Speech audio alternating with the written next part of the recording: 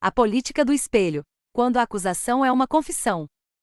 No cenário político contemporâneo, tornou-se comum observar uma estratégia retórica e psicológica conhecida como projeção política. Em termos simples, trata-se de um mecanismo de defesa onde um indivíduo ou grupo atribui aos seus adversários os seus próprios comportamentos, defeitos ou crimes.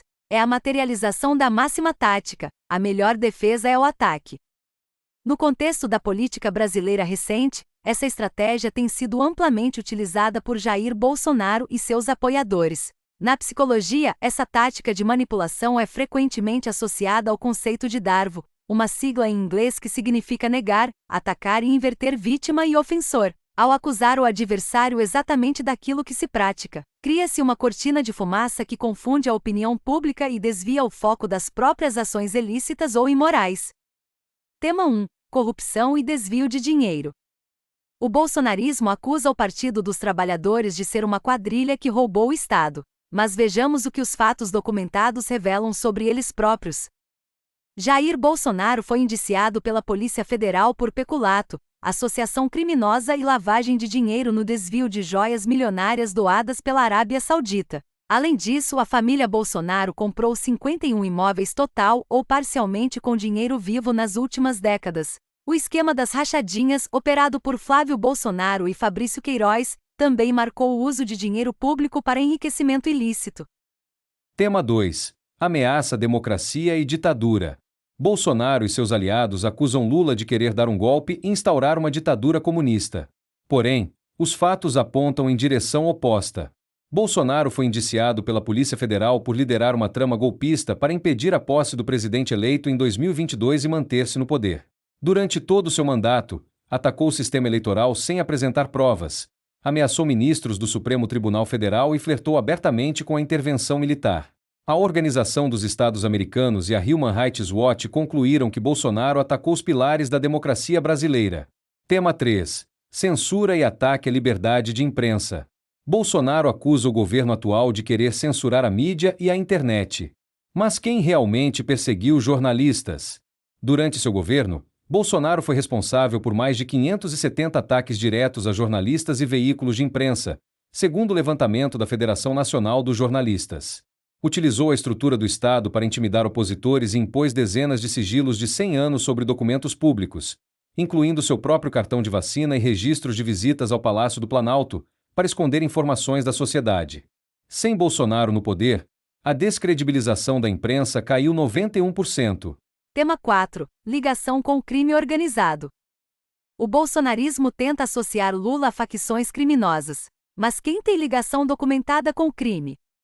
A família Bolsonaro possui um longo e documentado histórico de ligação com milicianos do Rio de Janeiro.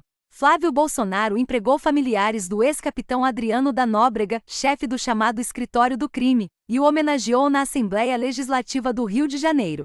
O vizinho de condomínio de Bolsonaro foi preso pelo assassinato da vereadora Marielle Franco. O próprio Bolsonaro defendeu publicamente as milícias durante sua campanha presidencial. Tema 5.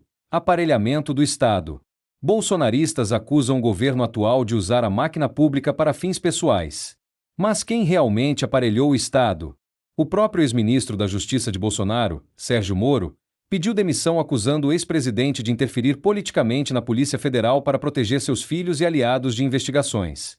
Bolsonaro também empregou dezenas de parentes em cargos públicos ao longo de sua carreira política. Um levantamento do jornal O Globo revelou que a família Bolsonaro empregou 22 parentes em seus gabinetes desde 1991. Tema 6. Irresponsabilidade fiscal e gastos públicos. O bolsonarismo acusa o governo Lula de quebrar o país e gastar demais. Mas quem realmente foi irresponsável com o dinheiro público?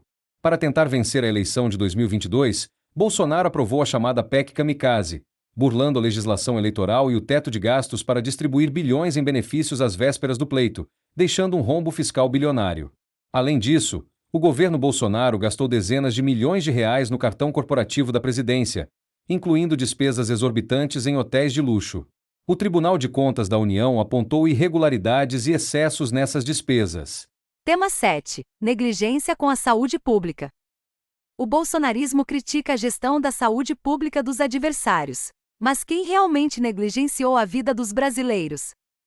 Durante a maior crise sanitária do século, Bolsonaro agiu com negacionismo científico, atrasou a compra de vacinas e boicotou medidas de isolamento, contribuindo para a morte de mais de 700 mil brasileiros. O governo também foi alvo da Comissão Parlamentar de Inquérito da Covid, que revelou esquemas de cobrança de propina de $1 por dose na negociação da vacina Covaxin.